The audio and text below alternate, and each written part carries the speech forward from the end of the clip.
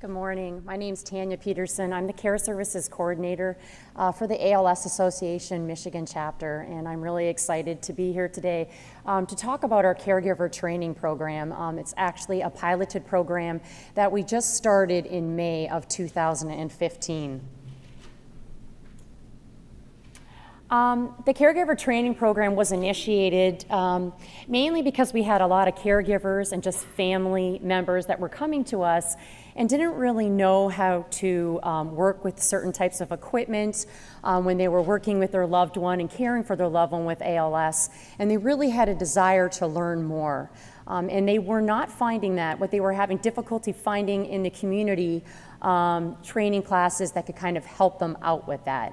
And so what this program does, it really educates and trains those caring for people with ALS on how to operate the equipment properly and safely, but also it really goes into the activities of daily living and really the basic and physical care of a person living with ALS. The caregiver program is a real true partnership. We started it, it's sponsored by the ALS Association Michigan chapter, along with our partnership with Helpers of Holland Home. The caregiver training classes are taught by a licensed nurse who is from the Helpers of Holland Home, which is a local private duty home care agency, which is located in Grand Rapids, Michigan, which is the west side of Michigan, if you're not too familiar.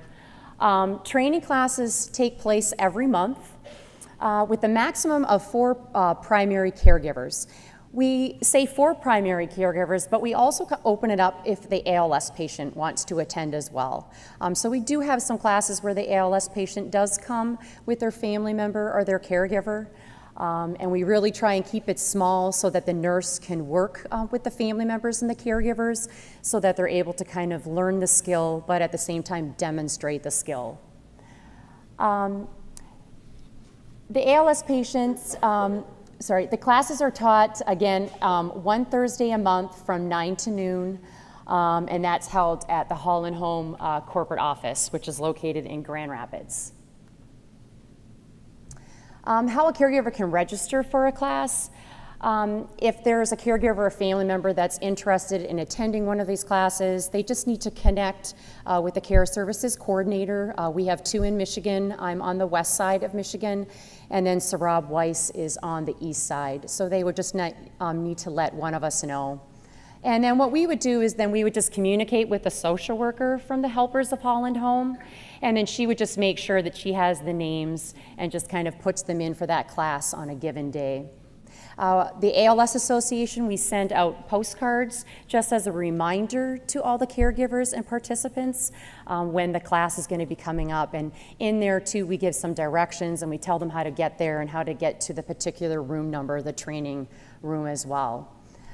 We also follow up with an email just letting them know and kind of reminding them, because we know how busy people get with their schedules and how often when you're caring for someone with ALS that things can change.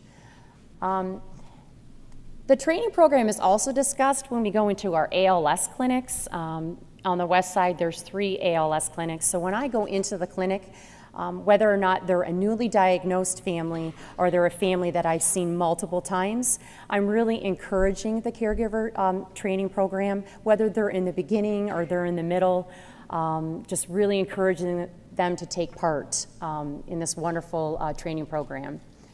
Currently, the class is only offered on the west side, so that being Grand Rapids and then many of the cities and the counties that surround Grand Rapids. However, it is still open to our east side. So those who are living like in Detroit, Michigan, Ann Arbor area, the Lansing area can still participate. They would just need to do the drive down to Grand Rapids. The caregiver training class is free to all caregivers and participants, and the cost is paid by the ALS Association Michigan chapter. If a caregiver or family member needs someone to stay with their loved one, we have at the ALS Association Michigan chapter what we call is our Susan Mast Respite Fund. So people are able to tap into that fund, and it's through that fund that the ALS Association is able to pay for a caregiver, usually up to 4 hours, to come into the home to just kind of stay with the person who has ALS and work with that person while their family member or caregiver attends one of our training classes. And again, the Susan Metz Respite Fund, just to kind of clarify, was established to allow caregivers or family members to attend a support group. We have some coffee breaks, which are very informal support groups as well, in our training classes. So it just kind of gives them that peace of mind that they can leave their loved one with ALS in good hands of a home caregiver. I'm not going to go through all this, but this is just some of the curriculum for the training class. And what's really interesting about the training class is that it really gives the caregivers and participants a chance to not just sit there and have the nurse discuss and go over all of these key points, but for them to really be able to participate and interact. So you can see there's some opportunities for caregivers and participants to be able to practice on a mannequin. There's caregiver participation. One of the interesting comments that I get a lot from people is that they actually got to try out how to use like a Hoyer lift. They actually got to sit in it and feel what it's like to be in there. And this is the person that doesn't have ALS. This is their caregiver or a family member. So they're really experiencing what it's going to be like, or what it is like for a person who has ALS to be able to use that type of equipment. There's also nurse demonstrations as well, where she'll demonstrate a few things, how to use a few things, and again, there's discussion, and then she goes into a little bit of a video as well, just kind of discussing range of motion and that sort of thing, and transferring. This is just a second sheet, again, kind of going over some of the other things like the feeding tube, and they go into discussion about feeding, a complete bed bath, that sort of thing. Results to date have been very encouraging. Since the program started in May of 2015, we actually started our first training class on May 21st. And the feedback from the training has been very positive. Families have really appreciated the wealth of information that was provided to them in the training class. And almost every class that was offered every month was full. So that was really showing us that there really is this demand. There's this intense need for this type of program.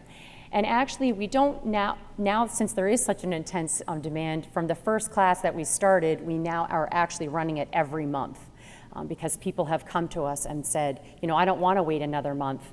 We would really love it if you could just offer it every month. And so we listened, and that's exactly what we do. So now we offer it every month, one Thursday a month. After the program, so after the caregivers and participants have completed the training class, they can fill out an evaluation sheet.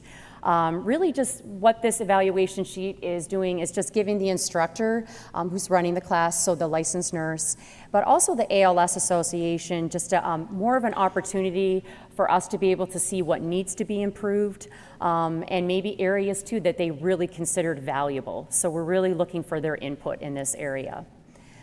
Each participant receives a certificate of completion, just showing that they have completed and participated in the training class. So they'll get that after the training class.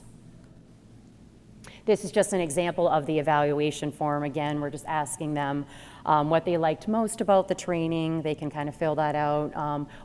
Areas, again, that need to be improved. And maybe if there's any type of changes or things that they would like to see discussed, they can also write that as well. And then this, just an example of the certificate of completion.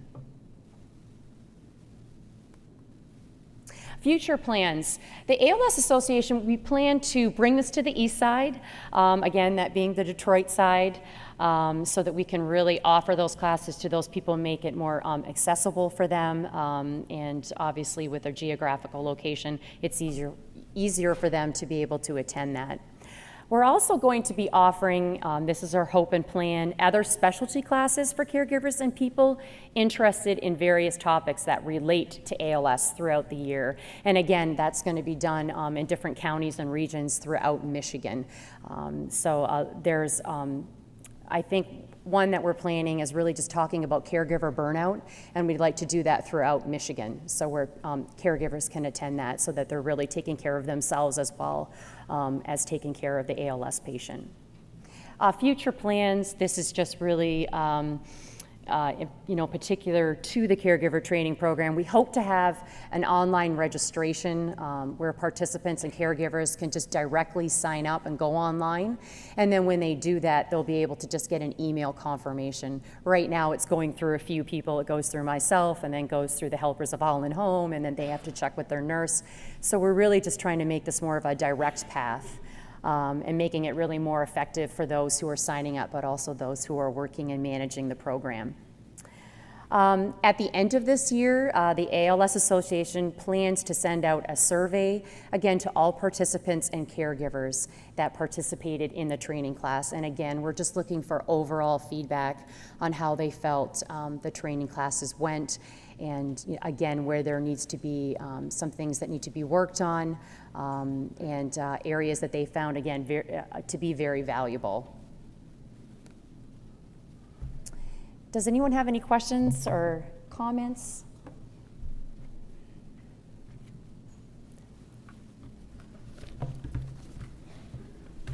Oh.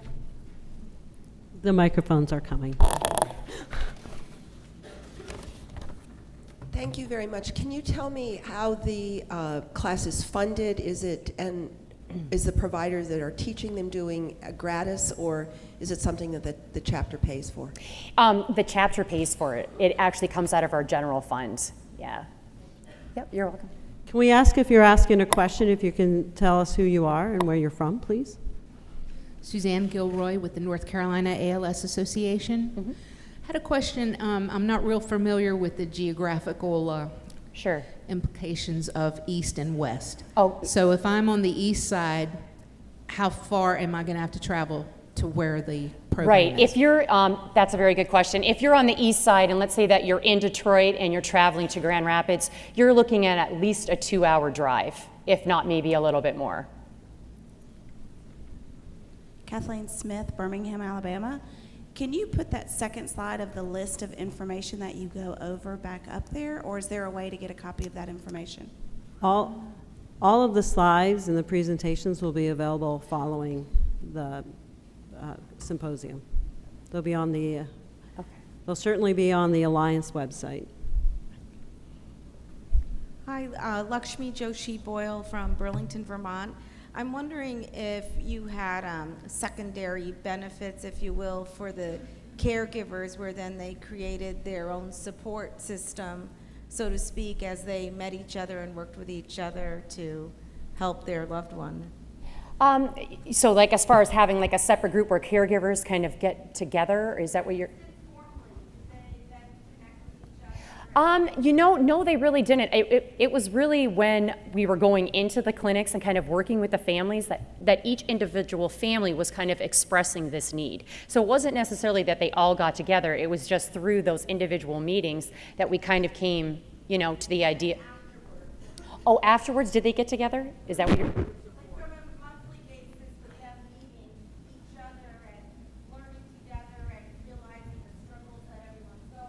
Okay. Then did they make some friendships? Oh, they definitely made some friendships, but I wouldn't say that they had like a formal meeting where they were getting together, but some of them do still connect with one another. And actually when people go into this training class, a lot of the time it is their friends. It's somebody that they've connected with, whether at clinic or a support group, and then they ask one another, hey, would you like to go to this training class with me? Yes. Barbara Beyer, ALS Worldwide. Sorry, I'm just curious to know if over there, there are any plans for you to create a film for a DVD so that patients who were unable to come or caregivers who can't come could have access to the information, because it looks like a wonderful program. Yeah, we haven't done that, but that's definitely a very good idea. I think that's probably something that we will be working on. Right now with Helpers of Fallen Home, they're actually going to be featuring the ALS Association, so our caregiver training program in the newspaper, and actually the class is today, and they're going to be taking some photographs and actually putting that into the newspaper, just showing kind of what people are doing. And they were able to interview us and ask us some questions as well, so that will be highlighted in the health section. Again, Grand Rapids means nothing to you, but Grand Rapids, Michigan, so that will be in the press. Hi, Paul Wicks from Patients Like Me. I think this is really a great initiative, and it'd be interesting to see how it could be virtualized. I just want to share there's actually a patient on YouTube called Dandy Oski, which is quite a memorable name, and he's created about 40 videos that are just 2 or 3 minutes long, and it's things like how to get off the toilet with help, how to transfer in a car. The only thing that's sort of unfortunate is they've only been viewed 20 or 40 times, so maybe something we could do is through the hashtag on ALS Symposium and other places, sort of spread awareness of these types of resources, and maybe even encourage patients and caregivers to develop and share some of their own tips. Right. No, that's great. That's a great idea. What was that name again? His name is Dandy, D-A-N-D-Y, Oski, O-S-K-E-Y, and you'll find him very easily on YouTube, and he uses his name publicly, that's why I said it. And can I just remind everyone to speak nice and slowly, because not everyone in the room speaks English as their first language. Claire Flaherty from Penn State Hershey. I just have a perspective. I am working on providing training to caregivers of patients that have, with and without motor neuron disease, have cognitive behavioral change. So the caregiver support group complements the training program, and sometimes people in the training program will then come back to caregiver follow-up support group sessions and talk about the changes they've undergone and how much more confident they feel in it. I think one could really help foster the other if you ran them in conjunction. Mm-hmm. No, definitely, and we do have like the caregiver support groups as well. So what we do, and so it's not for every one of our support groups, but like in Kalamazoo, we do like one, it's kind of like every other, so we'll have one support group meeting, and then the next month it'll be like, you know, obviously like ALS and their family members. So that's an opportunity. I think that's a really great point. It's a valid point. Again, that's an opportunity for people to be able to kind of talk about what they learned in the training class and just really anything else that they're struggling with. So again, very good point.